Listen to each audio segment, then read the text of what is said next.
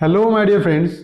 I am Dr. Wasim I Khan, Assistant Professor, Shri Shivaji Law College, Parbhani, Maharashtra, India. So, in this particular lecture, we will discuss privileged communication. What exactly the privileged communication means and in what circumstances the communication may be a privileged communication.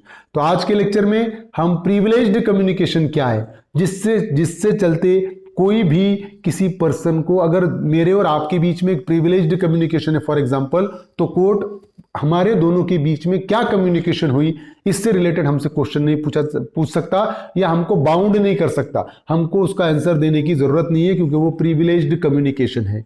तो आज हम privileged communication discuss करने वाले हैं। तो आगे बढ़ने से पहले अगर अभी तक आपने मेरे चैनल को सब्सक्राइब नहीं किया है तो प्लीज चैनल को सब्सक्राइब करिएगा और इस लेक्चर को ज्यादा से ज्यादा स्टूडेंट तक शेयर करिएगा। चलिए बढ़ते हैं आगे हम प्रिविलेज्ड कम्युनिकेशन के टॉपिक की तरफ।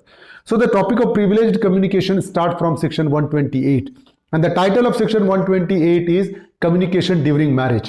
So when there is a marriage is in subsistence between husband and wife, and if there is a communication between a husband and wife, that communication will be a privileged communication. तो अगर husband और wife के बीच में जो होने वाला communication है वो क्या है, वो प्रिविलेज्ड कम्युनिकेशन है। ना तो वाइफ को ना हस्बैंड को कंपेल किया जा सकता है कि तुम्हारे बीच में क्या कम्युनिकेशन हुआ वो बताओ। तो देखिए स्टार्ट होता है section 128। No person who is or has been married shall be compelled to disclose any communication made to him during marriage by any person to whom he is or has been married. So in short, we can say that if there is a communication between husband and wife while their marriage was in subsistence, and if there is a communication, then no person, either husband or wife, be compelled to disclose that communication. बात ध्यान में रखिए कि अगर husband and wife है, उनकी marriage अभी भी चल रही है, सबसिस्टेंस में है, और अगर वो दोनों के बीच में कोई कम्युनिकेशन होता है, बातचीत होती है, तो वो कम्युनिकेशन को डिस्क्लोज करने के लिए उनको कंपेल नहीं किया जा सकता, ना तो हस्बैंड को ना तो वाइफ को, because it is a privileged communication. ये कम्युनिकेशन कैसी है, प्रिविलेज्ड कम्युनिकेशन है। Nor shall he be permitted to disclose any such communication unless the person who made it or his representative in interest consents. देखिए, if there is a communication between a husband and wife, no person can compel either husband and wife to disclose that communication, or they are not permitted to disclose the communication which was being made between husband and wife until and unless the person who communicate consents. ध्यान में रखिए, husband और wife के बीच में होने वाली communication को disclose करने के लिए उन पे दबाव नहीं लाया जा सकता और ना ही उनको परमिशन है। फॉर एग्जाम्पल, हस्बैंड ने वाइफ को अगर कोई कुछ चीज बताया है, कम्युनिकेट किया है, तो वाइफ को कंपेल नहीं कर सकते कि तुम्हारे हस्बैंड ने तुमको क्या कहा बताओ। ना ही वाइफ को परमिशन है वो कम्युनिकेशन को डिस्क्लोज करने की, परमिशन भी नहीं है कि अगर वो डिस्क्लोज करेगी तब वो रिलीवेंट नहीं माना जाएगा, परमिशन भी नहीं है। कब तक परमिशन नहीं है, जब तक हस्बैंड खुद वाइफ को ना कहे। अगर हस्बैंड वाइफ को कह रहा है, जिसने कम्युनिकेट किया अगर वो खुद कह रहा है कि हां अब तुम वो कम्युनिकेशन जो हम दोनों के बीच में हुई है आप बता सकते हो, तभी वो बता पाएगी, अदरवाइज नहीं, because it is a privileged communication, except in suit between married person or proceeding in which one married person is prosecuted for any crime committed against the other. Exception is there. If there is a suit between husband and wife, then that communication may be disclosed. If there is a criminal proceeding between a husband and wife, that communication may be disclosed. देखिए exception क्या है कि अगर husband and wife के बीच में suit चल रहा है, एक आधी केस चल रही है, तो अब वो कम्युनिकेशन डिस्क्लोज किया जा सकता है। हस्बैंड और वाइफ के बीच में ही कोई क्रिमिनल प्रोसीडिंग चल रही है जिसमें वाइफ ने हस्बैंड के अगेंस्ट में एलिगेशन लगाए हैं, तो उस सिचुएशन में वो कम्युनिकेशन को डिस्क्लोज किया जा सकता है और वो रिलीवेंट मानी जाएगी। तो that is section 128, communication during marriage. Section 129 deals with evidence as to affairs of state. So no one shall be permitted to give any evidence derived from unpublished official records relating to any affairs of the state. If there is any unpublished official record relating to any affairs of the state, that may not be disclosed. The person will not be permitted to disclose that particular thing to any person, एखादा unpublished official record है जो state affairs से related है, तो जिस person के पास भी वो अनपब्लिश्ड ऑफिशियल रिकॉर्ड है उसको परमिशन नहीं है उसको क्या करने की, उसको डिस्क्लोज करने की, ठीक है, क्योंकि प्रिविलेज्ड कम्युनिकेशन में आता है। Except with the permission of the officer at the head of the department concerned who shall give or withhold such permission as he thinks fit. तो देखिए, अगर अनपब्लिश्ड ऑफिशियल रिकॉर्ड है अफेयर्स ऑफ द स्टेट से related तो उसको disclose करने की किसी को भी परमिशन नहीं है, क्योंकि वो प्रिविलेज्ड कम्युनिकेशन में आता है। देखिए, एक्सेप्शन है उसको कि जिस पर्टिकुलर ऑफिसर है, head of the department concern है, जिस डिपार्टमेंट का वो डॉक्यूमेंट है अनपब्लिश्ड डॉक्यूमेंट, उसका हेड ऑफ द डिपार्टमेंट अगर परमिशन देता है तो उसको डिस्क्लोज कर सकते हैं, अदरवाइज उसको डिस्क्लोज नहीं किया जा सकता है। That is section 129। Section 130 deals with official communication.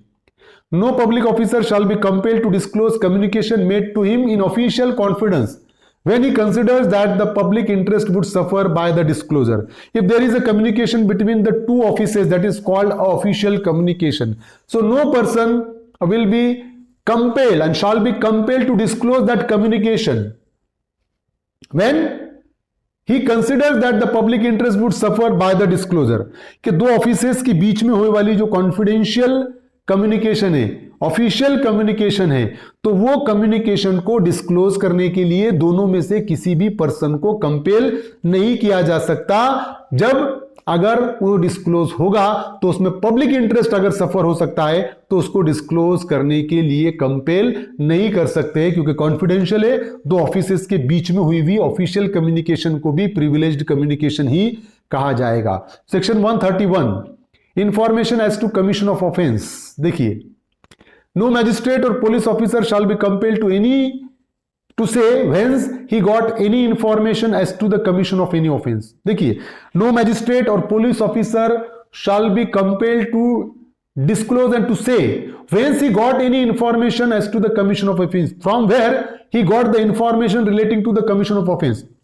ना तो मैजिस्ट्रेट को ना तो पुलिस ऑफिसर को इस जवाब देने पर मजबूर किया जा सकता है कि तुमको ये ऑफेंस की इंफॉर्मेशन कहां से मिली या किसने दी, लाइक दैट। फॉर एग्जाम्पल, बहुत सी बार आपने देखा होगा कि पुलिस ये कहती है कि हम पता बताने वाले का नाम सीक्रेट रखेंगे, तो यहां पर बता भी नहीं सकते वो, या उनको कंपेल भी नहीं किया जा सकता है, ना तो पुलिस को ना मैजिस्ट्रेट को। पुलिस को कहीं ना कहीं से इंफॉर्मेशन मिली कि वहां पर ऑफेंस हुआ, मैजिस्ट्रेट को कहीं ना कहीं इंफॉर्मेशन मिली वहां से ऑफेंस हुआ। अब ना तो मैजिस्ट्रेट को ना तो पुलिस ऑफिसर को यह कहने पर मजबूर किया जा सकता है कि तुमको इंफॉर्मेशन कहां से मिली, कंपेल नहीं कर सकते, क्योंकि वो प्रिविलेज्ड कम्युनिकेशन में आता है। And no revenue officer shall be compelled to say whence he got any information as to the commission of any offense against the public revenue। ना तो रेवेन्यू ऑफिसर को यह कंपेल कर सकते हैं कि पब्लिक रेवेन्यू से रिलेटेड जो ऑफेंस हुआ उसकी इंफॉर्मेशन आपको किसने दिया, कंपेल नहीं कर सकते। पब्लिक रेवेन्यू ऑफिसर मैं हूं, आपने मुझे वो इंफॉर्मेशन दी कि यहां पर रेवेन्यू से रिलेटेड, पब्लिक रेवेन्यू से रिलेटेड ऑफेंस हुआ और मैंने उस पर्सन पे एक्शन ले लिया। अब मुझे कंपेल नहीं कर सकता कोई कि तुमको इंफॉर्मेशन किसने दिया है बताओ, बल्कि क्योंकि ये प्रिविलेज्ड कम्युनिकेशन है, मैं आपका नाम सीक्रेट रख सकता हूं। एक्सप्लेनेशन क्या है?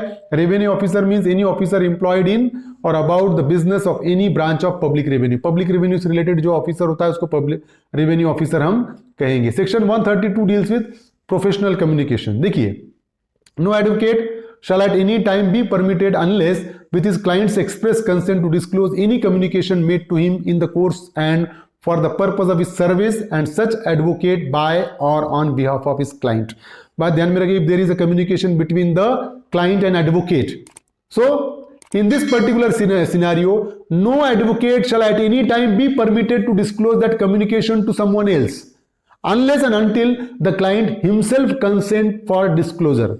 तो जो एडवोकेट और क्लाइंट के बीच में जो हुई हुई कम्युनिकेशन, बट ऑब्वियस है कि क्लाइंट एडवोकेट को सारी सच्चाई बताता है। अब फॉर एग्जांपल क्लाइंट ने एडवोकेट को सारी सच्चाई बता दिया, तो अब ये एडवोकेट को परमिशन नहीं है कि वो किसी से भी कहता घूमे कि हाँ मेरे क्लाइंट ने ऐसा ऐसा किया। जब तक वो क्लाइंट खुद कंसेंट नहीं दे देता तब तक advocate shall not be permitted, कि उसको परमिशन ही नहीं है। अगर वो डिस्क्लोज करता है तो it will be against the professional ethics, वो प्रोफेशनल एथिक्स के अगेंस्ट में हो सकता है। तो यहां पर ये प्रोफेशनल कम्युनिकेशन है एडवोकेट और क्लाइंट के बीच में। हाँ, क्लाइंट खुद अगर एडवोकेट को कह रहा है कि मैंने जो आपको बताया आप बता सकते हो, तभी वो बता सकता है, अदरवाइज एडवोकेट को परमिशन नहीं है वो कम्युनिकेशन डिस्क्लोज करने की। और टू स्टेट द कंटेंट्स और condition of any document with which he has become acquainted in the course of and for the purpose of his professional service। या advocate और क्लाइंट के बीच में जो कम्युनिकेशन था, उस कम्युनिकेशन के दौरान एडवोकेट को एक डॉक्यूमेंट के बारे में पता चला क्लाइंट के जरिए, तो वो डॉक्यूमेंट को भी डिस्क्लोज नहीं कर सकता कि ऐसा ऐसा डॉक्यूमेंट क्लाइंट के पास है। मतलब इन शॉर्ट अगर हम देखें तो क्लाइंट और एडवोकेट के बीच में जो भी कम्युनिकेशन होगी वो प्रोटेक्टेड कम्युनिकेशन है, एडवोकेट को परमिशन नहीं है वो डिस्क्लोज करने की। और to disclose any advice given by him to his client in the course and for the purpose of such service. ना तो एडवोकेट को ये परमिशन है, ना तो उसको कंपेल कर सकते हैं कि तूने क्लाइंट को क्या एडवाइस दिया, है ना। एडवोकेट ने अपने क्लाइंट को क्या एडवाइस दिया ये जानने के लिए उसको कंपेल नहीं किया जा सकता। देखिए, provided that nothing in this section shall protect from disclosure, but provided that में बोला कुछ चीजें डिस्क्लोज करने से प्रोटेक्ट नहीं है। वो है any such communication made in furtherance of any illegal purpose, कि एक आदि कम्युनिकेशन एडवोकेट और क्लाइंट के बीच में हो रही है और वो कुछ कम्युनिकेशन क्या के लिए हो रही है, इलीगल पर्पस के लिए हो रही है, तो ये एडवोकेट डिस्क्लोज कर सकता है। एक आदि इलीगल चीज करने के लिए राय लेने के लिए आया, एडवाइस लेने के लिए आया एडवोकेट के पास कोई क्लाइंट, तो वो कम्युनिकेशन डिस्क्लोज कर सकता है advocate. Any fact observed by any advocate in the course of his service as such showing that any crime or fraud has been committed since the commencement of his service। कि अगर advocate को जब higher किया client ने, higher करने के बाद अगर एडवोकेट को यह पता चलता है कि मेरे हायर करने के बाद, मेरे हायर होने के बाद इसने ये पर्टिकुलर फ्रॉड या क्राइम किया है, तो वो क्राइम का नॉलेज अगर एडवोकेट को होता है तो एडवोकेट उस क्राइम को डिस्क्लोज कर सकता है। ये प्रोवाइडेड दैट में है, बात ध्यान में रखिए। It is immaterial whether the attention of such advocate refer to in the proviso to subsection 1 was or was not directed to such fact or by or on behalf of his client. के ये immaterial है कि whether the attention of such advocate refer to in this proviso to such subsection was or was not directed to such fact by or on behalf of his client, कि उसके client ने उसको मतलब क्या किया है कि डायरेक्ट किया है, अटेंशन दिलाया है, ये जरूरी नहीं है। क्लाइंट से जो भी बात मालूम होती है एडवोकेट को, वो एडवोकेट वो बात को डिस्क्लोज नहीं कर सकता है। The explanation the obligation stated in this section continues after the professional service has ceased, कि ये जो ऑब्लिगेशन है ये कंटिन्यू रहेगा एडवोकेट और क्लाइंट के रिलेशन खत्म होने के बाद भी। मतलब केस खत्म हो गया, अब उसके बाद एडवोकेट बोल सकता, ऐसा बिल्कुल भी नहीं है। उसके बाद भी वो कंटिन्यू भी रहेगा, वो प्रोटेक्टेड कम्युनिकेशन में ही आएगा, एडवोकेट उसको डिस्क्लोज नहीं कर सकता है। देखिए, there is one example, John a client says to advocate I have committed forgery and I wish you to defend me. John ने आके डायरेक्ट अपने एडवोकेट को बोला कि मैंने फॉर्जरी किया और मैं चाहता हूं कि तुम मुझे डिफेंड करो। As the defense of a man known to be guilty is not a criminal purpose, this communication is protected from disclosure। देखिए, एडवोकेट का काम ही है कि अपने क्लाइंट को डिफेंड करना, तो अपने क्लाइंट को डिफेंड करना ये क्रिमिनल पर्पस में नहीं आता, और इसीलिए ये कम्युनिकेशन जो है ये प्रोटेक्टेड कम्युनिकेशन है और इसको एडवोकेट डिस्क्लोज नहीं कर सकता है। देखिए, नेक्स्ट एग्जांपल है, John says to an advocate, I wish to obtain possession of property by the use of forged deed on which I request you to sue।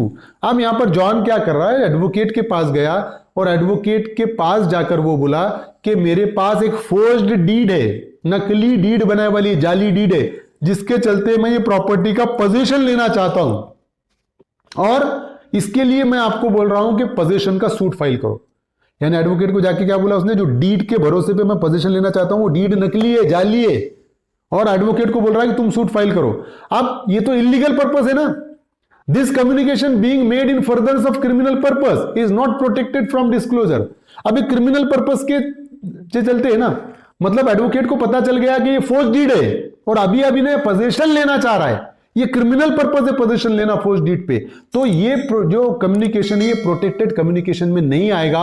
ये फैक्ट डिस्क्लोज कर सकता है एडवोकेट किसी भी पर्सन के सामने। देखिए, नेक्स्ट सेक्शन है section 133, privilege not waived by volunteering evidence. If any party to a suit gives evidence therein at his own instance or otherwise, he shall not be deemed to have consented thereby to such disclosure as is mentioned in section 132.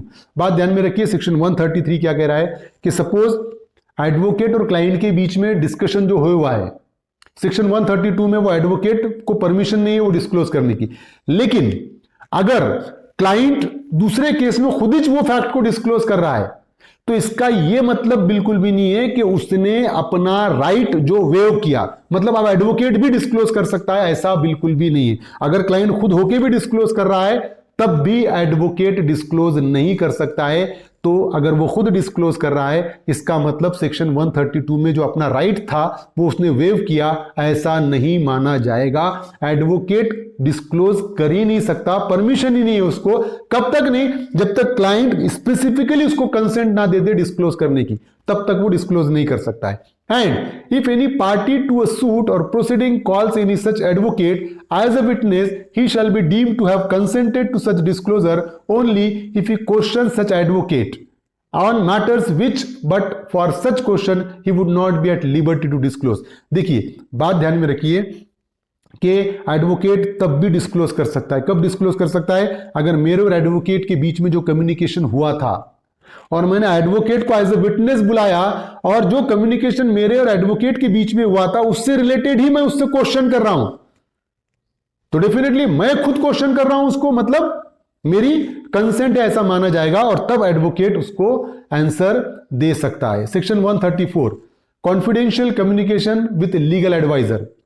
No one shall be compelled to disclose to the court any confidential communication which has taken place between him and his legal advisor. So whatever the communication between the client and the legal advisor was going on, that communication also comes under the category of privileged communication, that is a confidential communication, and no one shall be compelled to disclose that communication. तो बात ध्यान में रखिए, जो client और legal adviser के बीच में भी जो कम्युनिकेशन होता है वो भी प्रोटेक्टेड कम्युनिकेशन में आएगा और कोई भी ना तो लीगल एडवाइजर को ना तो क्लाइंट को कंपेल कर सकता है कि क्या कम्युनिकेशन हुआ वो बताओ, unless he offer himself as a witness, in which case he may be compelled to disclose any such communication as may appear to the court necessary to be known in order to explain any evidence which he has given but no others। बात ध्यान में रखिए, अगर मेरे और legal adviser के बीच में जो कम्युनिकेशन हुआ तो ना तो मुझे ना तो लीगल एडवाइजर को कंपेल कर सकते हैं उस कम्युनिकेशन को डिस्क्लोज करने के लिए, लेकिन अगर मैं खुद को ही किसी केस में एज अ विटनेस ऑफर कर रहा हूं उसी केस में तो उससे रिलेटेड मुझे कंपेल किया जा सकता है ऐसे क्वेश्चन जो रिलीवेंट है उसको आंसर देने के लिए। Section 135 deals with production of title deeds of witness not a party. देखिए, no witness who is not a party to a suit shall be compelled to produce his title deeds to any property or any document in virtue of which he holds any property as pledgee or mortgagee or any document the production of which might tend to criminate him। तो किसी भी witness को who is not a party to a suit, वो party to the suit नहीं है, वो as a witness है, उसको कंपेल नहीं कर सकते काय के लिए? To produce his title deeds to any property, एक आदि प्रॉपर्टी से रिलेटेड टाइटल डीड प्रोड्यूस करने के लिए उसको कंपेल नहीं किया जा सकता, और any document in virtue of which he holds any property as a pledgee और मॉर्गेजी। अगर उसके पास कोई प्रॉपर्टी प्लेज करे वाली है, मॉर्गेज करे वाली है, तो वो कौन से डॉक्यूमेंट के जरिए प्लेज और मॉर्गेज किए वाली है, वो डॉक्यूमेंट को प्रोड्यूस करने के लिए उसको नहीं कहा जा सकता क्योंकि वो एज ए विटनेस है। Or any document the production of which might tend to criminate him, और ऐसा डॉक्यूमेंट प्रोड्यूस करने के लिए उसको नहीं कहा जा सकता कि जो डॉक्यूमेंट अगर वो प्रोड्यूस करेगा तो उसके अगेंस्ट में ही क्रिमिनल केस होगा। तो पार्टीज टू द सूट को कंपेल कर सकते हैं, लेकिन विटनेस को किसी टाइटल डीड को प्रोड्यूस करने के लिए या मॉर्गेज या प्लेज को प्रोड्यूस करने के लिए नहीं किया जा सकता, या और कोई डॉक्यूमेंट जो उसको डॉक्यूमेंट प्रोड्यूस करेगा तो उसके अगेंस्ट में क्रिमिनल केस हो सकता है, ऐसे डॉक्यूमेंट को प्रोड्यूस करने के लिए उसको कंपेल नहीं कर सकते unless he has agreed in writing to produce them with the person seeking the production of such deed or some person thought whom he claims। अगर वो खुद ही परमिशन देता है कि मैं हाँ ये प्रोड्यूस करूंगा तो उस सिचुएशन में उसको प्रोड्यूस करना पड़ेगा, otherwise not. Section 136 production of documents or electronic records which another person having possession could refuse to produce। देखिए, no one shall be compelled to produce document in his possession or electronic record under his control which any other person would be entitled to refuse to produce if they were in his possession or control unless such last mentioned person consent to their production। देखिए, किसी भी person को compel नहीं कर सकते। मेरे पास अगर कोई डॉक्यूमेंट है या इलेक्ट्रॉनिक रिकॉर्ड है तो मुझे कंपेल नहीं किया जा सकता उसको प्रोड्यूस करने के लिए। वो इसलिए नहीं कि which any other person would be entitled to refuse to produce if they were in his position, कि अगर ये जो डॉक्यूमेंट है, जो इलेक्ट्रॉनिक रिकॉर्ड है, जो मेरे पोजीशन में है, अगर वो आपके पोजीशन में होता तो आपको कंपेल नहीं कर सकते थे उसको प्रोड्यूस करने के लिए, तो मुझे भी कंपेल नहीं किया जा सकता। ओरिजिनली वो डॉक्यूमेंट आपको बिलोंग कर रहा है, किसी वजह से वो डॉक्यूमेंट मेरे पास है, तो मुझे कंपेल नहीं कर सकते उसको प्रोड्यूस करने के लिए। क्यों नहीं कर सकते? कि अगर वो डॉक्यूमेंट आपके पोजीशन में होता तो आपको कंपेल नहीं किया जा सकता था उसको प्रोड्यूस करने के लिए, तो मुझे भी कंपेल नहीं कर सकते। लेकिन अगर तुमने खुद ने अगर परमिशन दे दिए कि हां ये तुम प्रोड्यूस कर सकते हो, तो उस सिचुएशन में मुझे प्रोड्यूस करना पड़ेगा, मुझे कंपेल किया जा सकता है उसको प्रोड्यूस करने के लिए। Section 137, witness not excused from answering on ground that answer will criminate. देखिए, a witness shall not be excused from answering any question as to any matter relevant to the matter in issue in any suit or in any civil or criminal proceeding upon the ground that the answer to such question will criminate or may tend directly or indirectly to criminate such witness, or that it will expose or tend directly or indirectly to expose such witness to a penalty or forfeiture of any kind। देखिए, what exactly section 137 says? A witness shall not be excused from answering to any question as to the matter relevant to the fact in issue upon the ground that the answer to such question will criminate him। देखिए, किसी भी witness ये कहकर excuse नहीं ले सकता answer देने से, वो ये नहीं कह सकता कि ये क्रिमिनल प्रोसीडिंग रहने दो या सिविल प्रोसीडिंग रहने दो। मैं एज ए विटनेस अपीयर हुआ हूं, मुझे कोई क्वेश्चन पूछा गया है और मैं ये कह रहा हूं कि अगर मैं इस क्वेश्चन का आंसर दूंगा तो ये मेरे अगेंस्ट में ही क्रिमिनल चार्जेस लग सकते हैं, समझ रहे हो, या मेरे अगेंस्ट में ही कोई केस इंटर हो सकता है। बात ध्यान में रखिए कि मुझसे क्वेश्चन पूछा गया और मुझे डर क्या है कि अगर मैं इसका आंसर दूंगा तो मेरे अगेंस्ट में केस हो जाएगा, तो इस बेस पे मैं आंसर देने से मना नहीं कर सकता। मैं ये नहीं कह सकता कि अगर मैं आंसर दूंगा तो मेरे अगेंस्ट में केस हो जाएगा। यहां पर क्लियर कर दिए, केस हो जाएगा, इस बेस पे मैं डिनाई नहीं कर सकता हूं आंसर देने से। लेकिन अब यहां पर देखिए, provided that no such answer which a witness shall be compelled to give shall subject him to any arrest or prosecution or be proved against him in any criminal proceeding except a prosecution for giving false evidence by such answer। देखिए, एक तरफ क्या कहा जा रहा है कि अगर विटनेस को क्वेश्चन पूछा गया और विटनेस ये कहकर अगर ये उसको ये लग रहा है कि मैं इसका आंसर दूंगा तो मेरे अगेंस्ट में केस हो सकता है, तो तब भी उसको आंसर देना ही पड़ेगा, उसको कंपेल कर सकते हैं आंसर देने के लिए। अब क्वेश्चन हमारे माइंड में ये आएगा कि अगर उसने आंसर दे दिया तो उसके अगेंस्ट में तो केस हो जाएगा। लेकिन प्रोवाइडेड दैट में ये बोला हुआ है कि उसने अगर आंसर देता है तो उसके आंसर के बेस पे उस पर कोई प्रोसिक्यूशन नहीं होगा, उस पर कोई केस नहीं लगेगा, ना तो उसको कोई पेनाल्टी बैठेगी उसके आंसर की वजह से। हां, अगर जो स्टेटमेंट दिया, अगर वो स्टेटमेंट ही गलत दिया कोर्ट के सामने, तो फॉल्स एविडेंस का उस पर चार्जेस लग सकते हैं। अदरवाइज सही अगर आंसर दिया उसने तो भले ही वो आंसर ऐसा है कि जिसके चलते उसके अगेंस्ट में केस हो सकती थी, लेकिन यहां पर उसको प्रोटेक्शन दिया हुआ है कि ऐसे स्टेटमेंट के चलते उसके अगेंस्ट में केस नहीं हो सकती है। उसको आंसर देने के लिए कंपेल किया जा सकता है लेकिन उस पर केस नहीं होगी। यही थे सारे section relating to the privileged communication. उम्मीद करता हूं कि आपको समझ में आया होगा। समझ में आया तो मेरे चैनल को सब्सक्राइब कीजिए और इस लेक्चर को ज्यादा से ज्यादा स्टूडेंट तक शेयर कीजिए। Thank you very much.